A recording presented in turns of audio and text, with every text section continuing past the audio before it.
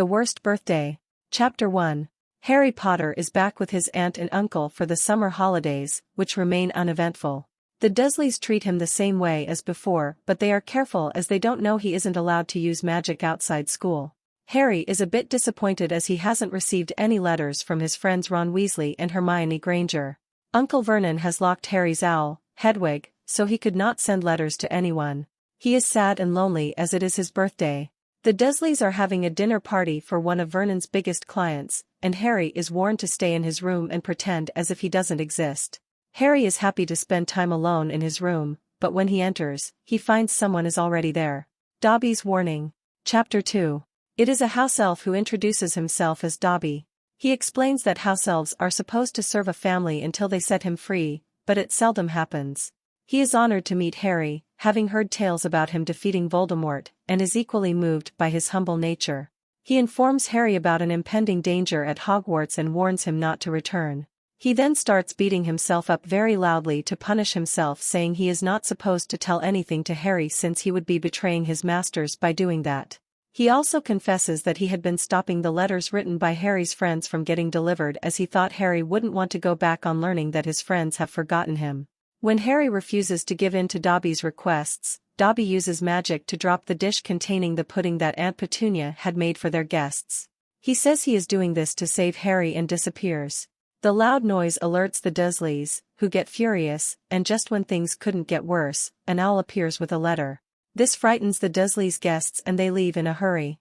Uncle Vernon makes Harry read the letter loudly, which says that magic has been detected at the residence, and the Dursleys are delighted to know that underage wizards aren't allowed to use magic outside school. So, they lock him up, saying they will never let him go back to Hogwarts. 3 days later, Harry finds Ron outside his window at night. The Burrow. Chapter 3. Ron and his twin brothers, Fred and George, rescue Harry in their father's flying car and take him to their house, the Burrow. On the way, Harry narrates the incident with Dobby and they assume that he must belong to the Malfoys and that Draco Malfoy, who hates Harry, must have put Dobby up to it to play a prank on Harry. Their mother is furious and scolds them for risking their life and their father's job. However, she is very warm towards Harry. Their father, Arthur Weasley, who works in the Ministry of Magic, comes home and is delighted to meet Harry. He is excited to learn that the car he enchanted as an experiment worked absolutely fine, but pretends to scold his sons when he meets the angry stares of his wife. Ron's younger sister, Ginny, blushes every time she sees Harry. The Weasleys aren't rich and live on modest means. Ron is worried that his family's state might not meet Harry's expectations, but Harry finds everything perfect and is more than happy to live with the Weasleys. At Flourish and Blots. Chapter 4. Harry spends the rest of the holidays with the Weasleys and enjoys every moment of it. All of them, including Ginny who is joining Hogwarts this year, receive their letter and the list of books. They decide to visit Diagon Alley to buy their school things, where they will also meet with Hermione and her parents. Harry mistakenly reaches Nocturne Alley while traveling through Flopowder. Nocturne Alley is a place that deals with dark magic and sells dangerous objects. Harry finds Draco Malfoy and his father, Lucius Malfoy, in a shop and hides from them. He is later rescued by Hagrid, who takes him back to Diagon Alley, where he reunites with the Weasleys and Hermione. They all encounter the Malfoys at Flourish and Blots, where they had gone to buy school books, and a fight ensues between Lucius Malfoy and Arthur Weasley when the former insults the latter. They stop when Hagrid intervenes. They also meet the new Defense Against the Dark Arts teacher, Gilderoy Lockhart, a famous, narcissistic wizard, who takes an instant liking to Harry. The Whomping Willow. Chapter 5. The rest of the holidays go by quickly and happily. On the day of returning to Hogwarts, Harry and Ron are unable to get past the barrier on platform 9 3/4 after everyone passes through. Confused, they decide to reach Hogwarts through Mr. Weasley's enchanted car. The journey goes smoothly, but just when they are about to land on Hogwarts ground, the engine of the car dies, and the car crashes into a tree. The tree turns out to be the Whomping Willow, which turns violent on being touched and it starts attacking the car. After narrowly escaping the tree, the battered car disappears into the Forbidden Forest. Harry and Ron are reprimanded by Professors Dumbledore, McGonagall, and Snape, and they get detention as punishment. Gilderoy Lockhart. Chapter 6. Ron receives an angry letter from his mother the following morning at breakfast. She scolds him for stealing the car and putting his and Harry's lives in danger. They attend their first defense against the dark arts class with Professor Lockhart.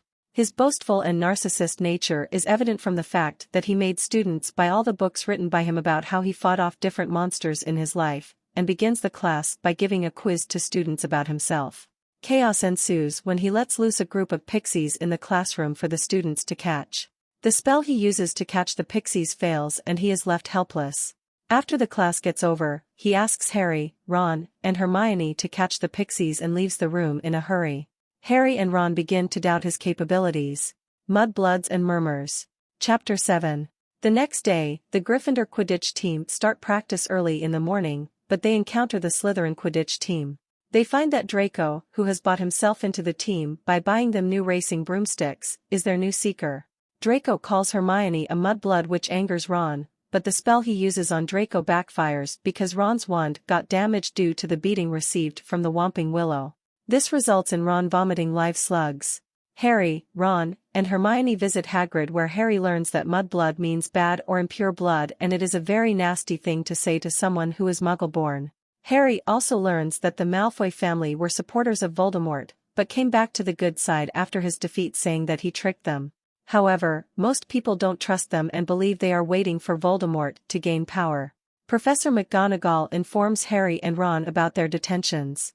Harry has to help Professor Lockhart in answering his fan mail. Reluctantly, Harry gets to work with Lockhart in his office, but late into the night, he hears an unsettling whisper which is not heard by Lockhart. Death Day Party. Chapter 8. Harry is rescued by nearly headless Nick, the ghost of Gryffindor's house, from Filch, who was trying to punish Harry unnecessarily for dirtying the castle floors. Nick invites Harry, Ron, and Hermione to his 500th Death Day party on Halloween, where they meet Peeves, the poltergeist, and Moaning Myrtle, a girl who haunts the girls' toilet on the first floor. After the party, the trio decides to return to the Great Hall to attend the Feast of Halloween, but on the way, Harry again hears that same unsettling whisper. He tries to make Ron and Hermione listen to it, but they hear nothing. The whisper seems to be coming from behind the wall. When it threatens to kill someone, Harry, with Ron and Hermione in tow, follow the voice. They find a message written on the wall of the castle: the Chamber of Secrets has been opened. Enemies of the air, beware. A little distance ahead, they find a puddle of water on the floor, and Filch's cat, Mrs. Norris, hanging by her tail from a torch bracket. She is stiff and looks as if she is made out of stone. Before the trio could move away, a crowd of students gathers and Draco Malfoy looks rather happy. The writing on the wall. Chapter 9. Filch accuses Harry of killing Mrs. Norris, but after examining her, Professor Dumbledore comes to the conclusion that she is not killed, but petrified. Filch still accuses Harry, but since the evidence is circumstantial, Dumbledore allows Harry to leave. Ron's sister, Ginny, who has a crush on Harry, is very upset about Mrs. Norris, and Ron tries to console her. In their History of Magic class, Hermione asks Professor Binns about the Chamber of Secrets. Professor Binns explains to the class that Hogwarts was built by Godric Gryffindor, Helga Hufflepuff, Rowena Ravenclaw, and Salazar Slytherin. Slytherin wanted only wizard-born children to be given admission to Hogwarts to keep the bloodline pure. However, the rest of the founders were open to anyone showing magical abilities. Slytherin left the school after a heated argument with Gryffindor. It is said that Slytherin built a secret chamber at Hogwarts that can only be opened by his true heir, and there is a monster inside that will kill all Muggle-born students. However, Professor Binns rubbishes it as a myth. Harry, Ron, and Hermione investigate the area where Mrs. Norris was found and find spiders scurrying out of a window. Confused by this behavior, they realize they are outside the toilet that is haunted by Myrtle but fails to get any information from her. They conclude that it must be Malfoy since he hates Muggles. They decide to find out using the Polyjuice potion that can help them transform into any person. The Rogue Bludger. Chapter 10. Harry, Ron, and Hermione use Moaning Myrtle's washroom to understand how to make the potion. Hermione concludes that it is one of the most difficult potions to brew, but it can be made. The next day, during the Quidditch match between Gryffindor and Slytherin, a bludger, the ball used to knock players off their brooms, goes rogue and starts attacking Harry. Harry manages to catch the snitch and win the game for Gryffindor, but not before the bludger breaks Harry's elbow. Professor Lockhart accidentally removes all the bones from Harry's arm instead of mending them, and Harry is admitted to the hospital wing. Harry is visited by Dobby in the middle of the night, who reveals that he closed the barrier and bewitched the bludger to make Harry go home and to save him. Dobby also lets it slip that the Chamber of Secrets was opened before, but before he could say anything more, they hear footsteps and Dobby disappears. Professor Dumbledore and McGonagall enter the dormitory carrying Colin Creevey, a first-year student who idolizes and looks up to Harry. Colin is petrified looking through his camera. Harry hears Dumbledore telling McGonagall and Madame Pomfrey, the hospital warden, that the Chamber of Secrets is open again. The Dueling Club. Chapter 11. The next day, Harry leaves the hospital wing to find Ron and Hermione in Myrtle's washroom. Hermione has begun working on the polyjuice potion but requires some essential ingredients that would only be available in Snape's office.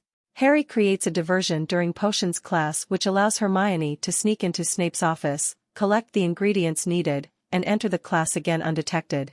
Lockhart and Snape set up a dueling club to train students in defending themselves. When Malfoy attacks Harry with a snake, Harry, unknowingly, speaks Parseltongue, the language of the snakes, to fend off the snake. Since Salazar Slytherin was the only person who could talk to snakes, everyone assumes that Harry must be an heir of Slytherin and has opened the Chamber of Secrets to attack Muggle-born students. Harry is angry and confused when he hears these rumors. Everyone's suspicion gets stronger when Harry is found near a petrified Justin, a fellow Hufflepuff student, and Nick, the Gryffindor ghost. Professor McGonagall takes Harry to Dumbledore. The Polyjuice Potion. Chapter 12. While Harry waits for Dumbledore, he witnesses Dumbledore's pet, Fawkes, a phoenix, bursting into flames and taking birth again from the ashes. Dumbledore informs Harry that he doesn't believe the rumors of him being the attacker and asks if he wants to tell him anything, to which Harry refuses. Harry learns that Malfoy, Crabbe, and Goyle are staying back during the Christmas holiday. When the Polyjuice Potion gets ready, Harry and Ron turn into Malfoy's cronies, Goyle and Crabbe respectively. Hermione decides to turn into Millicent Bulstrode, a Slytherin girl, but later, refuses to leave the washroom and urges Harry and Ron to go. They enter the Slytherin common room with Draco but are disappointed to learn that Draco doesn't know who the heir of Slytherin is. However, he does tell them that a student died when the chamber was opened the last time almost 50 years ago, and whoever opened it was expelled. When the effect of the juice starts to wear off, Harry and Ron return to the washroom to find that Hermione has accidentally turned into a cat and take her to the hospital wing. A very secret diary. Chapter 13. Harry and Ron come across a diary in Myrtle's bathroom. T.M. Riddle is written in it and Ron remembers polishing a trophy, awarded to Tom Riddle 50 years ago for special services, during his detention. Nothing is written in the diary and Ron deems it useless. However, Harry is successful in communicating with Riddle through the diary and, on seeing his memories, finds out that Riddle helped in catching the culprit who opened the Chamber of Secrets 50 years ago. It was none other than Hagrid. Meanwhile, Harry receives a musical message on Valentine's Day from Ginny. Cornelius Fudge. Chapter 14. No attacks occur in the next 4 months and everyone assumes that the attacker may have retired. Just when things start to get back to normal, someone steals Tom Riddle's diary from Harry's dormitory. The next day, right before Gryffindor and Hufflepuff's Quidditch match, Harry again hears the same whispers coming through the walls and Hermione rushes off to the library. Before the match could start, McGonagall announces that the match is cancelled as there has been a double attack. Harry and Ron are devastated when they learn that Hermione and a fifth-year Ravenclaw girl are victims this time. They visit Hagrid, but before they could question him, Dumbledore enters Hagrid's house with Minister of Magic Cornelius Fudge and Lucius Malfoy, one of the governors of Hogwarts, while Harry and Ron hide under the invisibility cloak. Fudge wants Hagrid to be shifted to Azkaban for the time being and Malfoy demands Dumbledore's resignation for his inability to stop the attacks. They all leave but not before Dumbledore and Hagrid leave subtle clues for Harry and Ron. Aragog. Chapter 15. Harry decides to follow Hagrid's advice of following the spiders. He notices the spiders going towards the Forbidden Forest. So, he and Ron take Fong, Hagrid's boarhound, with them. Inside the forest, they meet Aragog, a giant old spider, who is Hagrid's friend.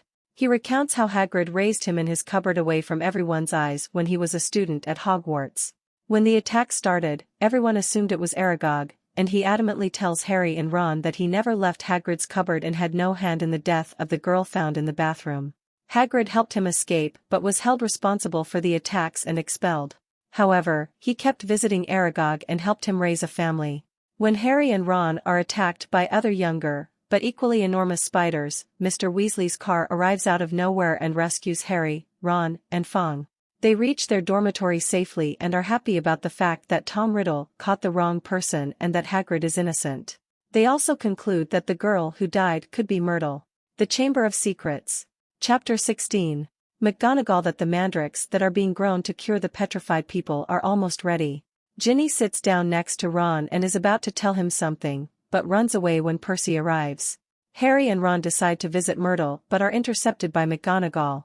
They lie that they sneaked out to visit Hermione, so McGonagall allows them to go to the hospital wing. Once there, Harry finds a piece of paper clutched in one of Hermione's hands. It turns out to be a page of a library book that has information about the basilisk, an enormous snake, also known as the King of Serpents. It says that its fangs are venomous and its stare could kill. Spiders are scared of it, but it is vulnerable to a rooster's crowing. Harry is sure that the monster in the Chamber of Secret is a basilisk and, since all the victims saw it through something, they were petrified and not killed. They learn that Ginny is taken by the monster and decides to take Lockhart with them to the chamber. Lockhart reveals that he is a fraud and cannot help, but Harry disarms him and forces him to come with them. They reach Myrtle's bathroom where she points them to the sink where she saw the monster. Harry opens the sink using Parseltongue. When they enter the chamber, Lockhart decides to take credit of the find and tries to erase Harry and Ron's memory using Ron's wand, but it backfires, causing the roof to collapse. Separated from Ron, Harry moves forward and enters the final chamber. The Heir of Slytherin. Chapter 17. Harry enters the Chamber of Secrets and finds Ginny unconscious at the foot of a gigantic statue of Salazar Slytherin. Tom Riddle is also there and claims that he is the memory inside the diary and that Ginny has been talking to him all this while and made him powerful. He explains that he had possessed Ginny to open the chamber and to attack the students. He also reveals that he is indeed Lord Voldemort, heir of Salazar Slytherin. Tom summons the basilisk to kill Harry, but just then, Fawkes appears with the sorting hat which provides Harry with a sword. Fawkes blinds the basilisk and Harry manages to kill it with the sword. In the process, Harry gets poisoned by the basilisk's fang, but he is saved by Fawkes's tears that have healing property. Harry then uses the fang to stab the diary which gets destroyed along with Tom. Ginny wakes up and they reunite with Ron and Lockhart, who has lost his memories because of Ron's wand backfiring. Together, they exit the chamber and reach McGonagall's office. Dobby's reward. Chapter 18.